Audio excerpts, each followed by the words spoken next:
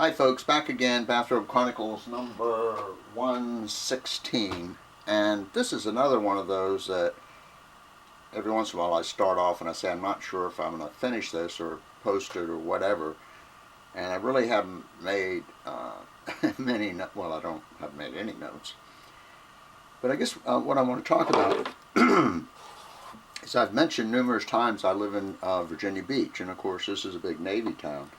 In fact, we have all the services represented in the area, you know, when you consider Hampton, Newport News, Portsmouth, Norfolk, Virginia Beach. We literally, every service is here. Coast Guard, Air Force, Navy, Army, Marines, the whole works. Everybody's here. And it's a big Navy town, I guess you would say, not to minimize, you know, what the other folks do. And anyway, lately we've had, I don't know how many commanders of ships, captains of ships, who have lost their command. Most recently, we've had a couple recently, but the last one was a fellow who I believe was lieutenant commander, who was the captain, either lieutenant commander or commander, I can't remember, who was the captain of a submarine. He lost his command because, now I don't remember all the details, he was at a ROTC, I believe, function and got drunk. And it's my understanding that's why he lost his command. But before I go any further, maybe it would be fair to say what my experience is in the military. You know, since I'm going to be mouthing off about the military. Anyway, yes, I was in the military. It's been a while, back in the 50s, eh? And I was the lowest dude there was, man. I was at the absolute bottom. I'm going to be talking about responsibility and ultimately in this thing, if I continue on and if I post it. So, you know, I was at the bottom, and I worked on airplanes. I worked on the navigational systems and the intercoms and the UHF and HF radios and VHF and all that kind of stuff. Anyway, that's what I did. And it was kind of interesting. Of course, I'm looking back many years.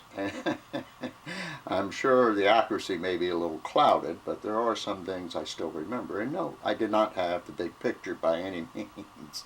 I was barely making it from day to day, you know what I mean? But anyway, what happened, and as I said, I'll ultimately be talking about responsibility, is when the planes landed, they went through a debriefing process, and part of that process was any of the problems that were noted on the aircraft. You know, their repair orders were written and passed on to us to go fix them. And I don't know what planes have nowadays. They must likely have some kind of giant computer thing and everything's kept on a computer or something. But back in those days, the planes had this folder, this loose leaf folder in there. It was the history of the airplane. From the day it was born, so to speak, you know, and everything that ever happened to that airplane, every person who touched it, you know, they were in this book. And what we did is we were given a repair order that was written up at the debriefing. And then we went out there and we were supposed to fix this plane. And they didn't want to hear if it was too hot or too cold or that you had a stomach ache or any of that mess. They expect you to go fix the daggone plane. Now, when you fixed it, as I remember, there was a little place that said what was wrong with it. Then there was a little place over here. And then what you would do is you would write in there exactly what you did to correct this malfunction that had been noted by the pilot or co-pilot or whomever, and you signed your name. And you know, you were responsible for that repair. You know, your name was there. You put down what you did, and it wasn't fixed. You know, they didn't like that. So, and the only reason I'm even throwing this in is that yes, I was in the service, and so I know a little about it. I'm far from an expert. As I said, I was at the bottom. Wow, was I at the bottom? So I'm not up there with these folks who or commanding ships and flying planes and, doing all that kind of stuff. So I just thought I would throw that in for whatever it's worth, if anything. Now, another thing that just happened is, I mean, we have two local aviators who are stationed at Oceana, which is one of our jet bases, and I believe they fly F-18s, FA-18 Super Hornets. Two of these fellows, both of whom are lieutenant commanders, I'm pretty sure. Yeah, both are lieutenant commanders. And for those of you who don't know the Navy rank, if I'm not mistaken, lieutenant commander is the same as a major in the Army, the Marines, the Air Force, and so on. So that's what that rank is equivalent to. And I would imagine they have quite a few flying hours, to make it to be promoted to lieutenant commander. Anyway, here's the deal. These fellows went down to a football game to do the flyover, and they flew too low.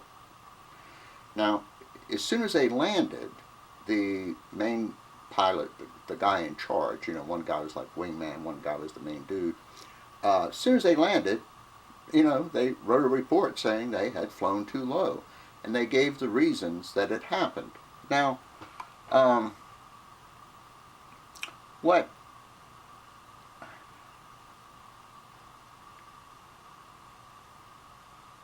me see here. It says here,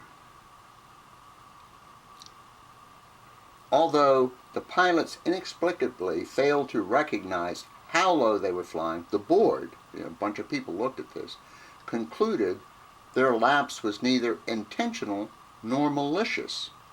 And what the board recommended, it recommended putting both pilots on probation, an outcome endorsed and forwarded up multiple levels of the chain of command.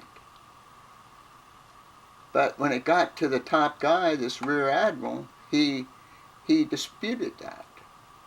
And he claimed and the long and the short of it is, let me see, I want to read what's here. I don't want to.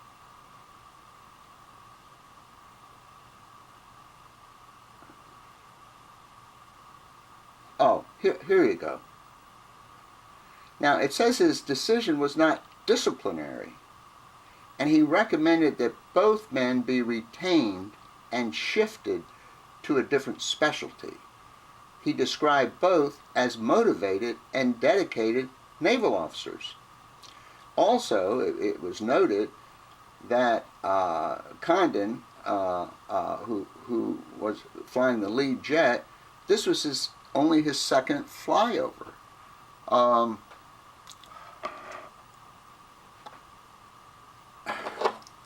be back.